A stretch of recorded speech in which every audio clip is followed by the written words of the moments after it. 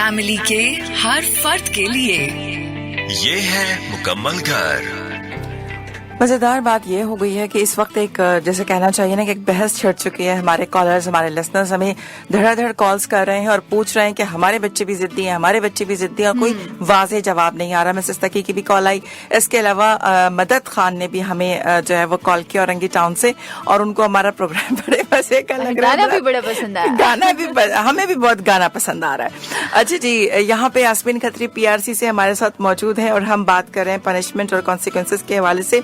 अच्छा, एक चीज जो यास्मीन मैं आपसे पूछना चाहूंगी कि अभी तक एक रिजल्ट हमारे सामने नहीं आया कि बच्चे को जिद से रोकें कैसे, जो सबसे ज्यादा पेरेंट्स परेशान हो रहे हैं। अस्मा, यहाँ पर मैं बिल्कुल जो है ना हेल्पलेस हूँ।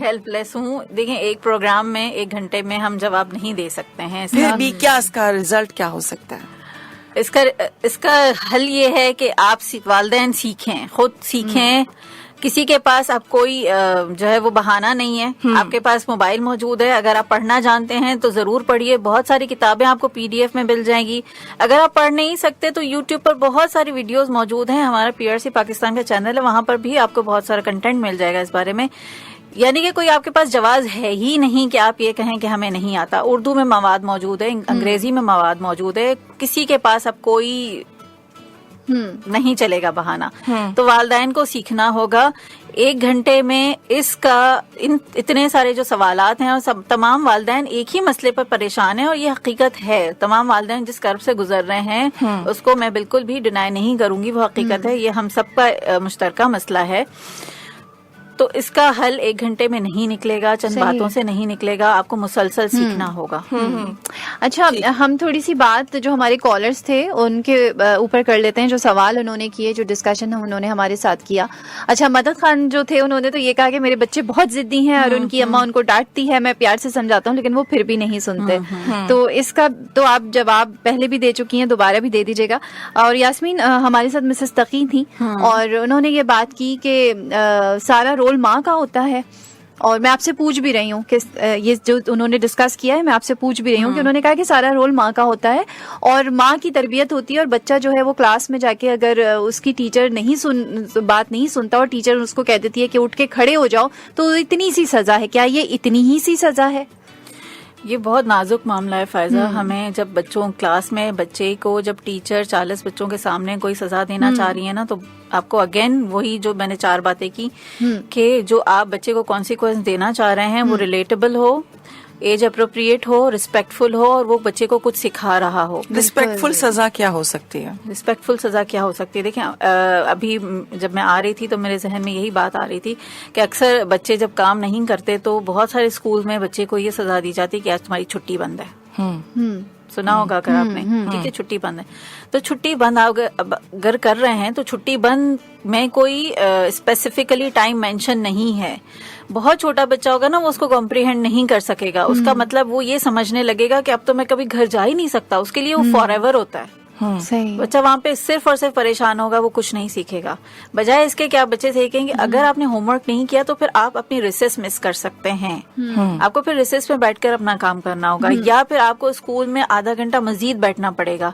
आप छुट्टी के वक्त घर नहीं जा पाएंगे। वो आप एक स्पेसिफिक वहां पे टाइम मेंशन करेंगे ना, तो बच्चे को समझ आएगी। फिर बच्चा जो प्रिविलेज उसको मिला होगा उसको ना खोने के लिए वो उस जो काम उसे करना चाहिए, जो जिम्मेदारी उसे पूरी करनी चाहिए, वो करेगा। अगर जब हम बच्चे को कहते हैं कि तुम खड़े हो जाओ, किस लिए भाई? क्यों खड़ा हो जाए वो? आप 40 बच्चों के सामने उसकी इंसल्ट करेंगे तो बच्चा कभी भी उससे कुछ सीखेगा नहीं। वो वहाँ परेशान होगा, शर्मिंदा होगा, उसकी इज्जत नफ्स पे चोट पहुंचेगी। तो वहां पर बच्चे को अगर आप टाइम आउट भी क्लास में देना चाह रहे हैं तो बच्चे से कहें कि बेटा आप अपनी सीट से उठकर जो पीछे वाली सीट है वहां जाकर बैठ जाइए, टाइम आउट दे दिए। टाइम आउट का एक कॉन्सेप्ट है कि जहां पर हम बच्चे को अलग बिल्कुल अकेला बिठा देते हैं, जहां पे वो किसी से बातचीत ना करे, किसी से कनेक्टेड ना हो, कोई खेल ना खेले, कोई एक्टिविटी ना करे। और ये हम किस लिए चाह रहे होते हैं? इसलिए चाह रहे होते हैं कि बच्चा उस वक्त बैठकर थोड़ा सा रिफ्लेक्शन करे, इस बारे में सोचे कि मैंने जो गलती की है वो क्या थी, मुझे क्या करना चाहिए था और क्या नहीं करना चाहिए था। और वो ज्यादा लंबा नहीं होता, वो 5 मिनट का हो सकता है एज के हिसाब से, ٹھیک ہے 10 منٹ کا ہو سکتا ہے, یہ ایج کے حساب سے ڈپینڈ کرتا ہے, اور یہ فوراً سے اگین اپلائی نہیں ہوتا. جیسے کہ ہم بچے کو ٹرین کر رہے ہوتے ہیں نا ضد کرنے کے لیے, بچہ رویا تو ہم نے اس کو ٹافی پکڑا دیا, موبائل پکڑا دیا تو چپ ہو گیا, یہ ایک لمبے عرصے تک چلتا ہے. تو اسی طرح سے یہ بھی ایک لمبے عرصے تک چلے گا, تب جا کے بچہ سمجھے گا. صحیح. اور بہت ساری چیزیں جو ہیں وہ یاسمین ایج کے ساتھ ساتھ بدل جاتی ہیں, مطلب وہ ٹافی جو ہے وہ چینج ہوتی رہتی ہے بڑی ڈیمانڈز میں, اس لیے میرے خیال سے شروع سے ہم اس طرح سے لے کے چلیں کہ بچہ جو ہے وہ کنٹرول میں رہے ہر طرح سے. فائزہ ایک اور بات میں یہاں پہ کہنا چاہوں گی کہ ہم یہ ایکسپیکٹ کرنے لگتے ہیں کہ ہمیں ایک سولوشن مل جائے گا تو اس کے بعد ہمارا وہ اپلائی کرنے کے بعد بچہ بالکل سیدھا ہو جائے گا.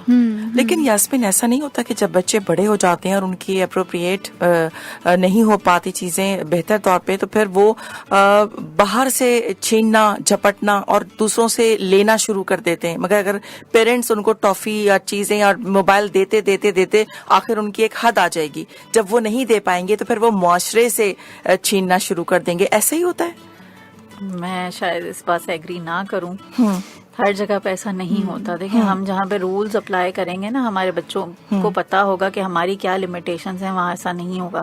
اگر ہم بچوں سے اپنی لمیٹیشنز شیئر نہیں کر رہے, بچوں کو نہیں بتا رہے, تو پھر آبویسلی بچہ وہاں پہ نیگیٹو ہو سکتا ہے نا. جی ایک یہ کانسیپٹ بہت زیادہ آج کل پریویل کر رہا ہے کہ بچے جو محروم رہتے ہیں وہ ہمیشہ غلط راستوں کی طرف جاتے ہیں. یہ غلط ہے, ایسا نہیں ہوتا, ہر جگہ پر ایسا نہیں ہوتا. آپ دیکھیں دنیا میں بہت ساری ایسی اگزامپلز ہیں جہاں پہ بچے محروم رہے لیکن اس کے باوجود بھی وہ بہت پازیٹیو پرسنالٹی بن کر سامنے آئے دنیا کے, انہوں نے بہت کچھ کیا.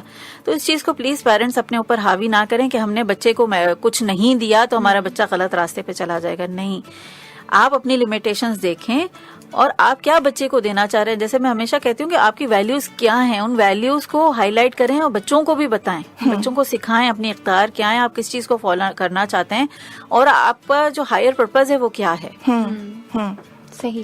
اچھا یاسمین ایک چیز اور بتائیں کہ کیا ہمیں ہمیشہ سزا دیتے وقت یا بچوں کو ڈانٹتے وقت یا ان کو یہ احساس دلاتے وقت کہ تم نے غلطی کر دی ہے اور میں آپ سے ناراض ہوں, چاہے وہ بڑی ایج کے بھی بچے آپ لے لیں, ٹین ایج 13-14 ایئرس کے بچوں کی میں بات اسپیشلی کر رہی ہوں جن کو سمجھ آنے لگتی ہے, وہ غلطی کر کے کہیں نہ کہیں ان کو احساس ہوتا ہے, تو کیا ہم ایک اپنے پاس ایک جگہ رکھیں, ایک اسپیس رکھیں, یا ان کو یہ ہمیشہ یہ احساس دلائیں کہ ایک اسپیس ہے کہ وہ معافی مانگ کے آئیں گے تو ہم اسی طرح سے ان کے ساتھ ریئیکٹ کریں گے؟ بالکل فائزہ, یہ بہت ضروری ہے. معافی کا کانسیپٹ اگر نہیں ہوگا تو ہم سیکھیں گے کیسے؟ ہم غلطیاں بہت ساری کر رہے ہوتے ہیں اور اللہ تعالیٰ کے پاس بھی جب ہم معافی مانگنے جاتے ہیں تو اللہ تعالیٰ ہمارا جو ہے نا وہ ہمیں اسی طرح سے ایکسیپٹ کرتے ہیں, ہے نا. اور اللہ تعالیٰ دعا بھی ہے کہ اللہم اجعلنی من التوابین واجعلنی من المتطہرین, اس کا مطلب یہی ہے کہ اللہ تعالیٰ توبہ کرنے والوں کو پسند کرتا ہے. توبہ کرنے والے کا کیا مطلب ہوگا کہ جو غلطی کرتا ہے لیکن پھر پلٹ کے اللہ کے پاس جاتا ہے. اس کا مطلب ہرگز یہ نہیں ہے کہ غلطی نہیں کرے گا, ٹھیک ہے. تو بچے بھی غلطی کریں گے, اگر وہ آپ سے آ کے معافی مانگ رہے ہیں تو ان کو گلے لگائیں, ان کو معاف کر دیں, ان کو کلین سلیٹ کر دیں, پھر ان کی غلطیوں کو دہرائیں مت.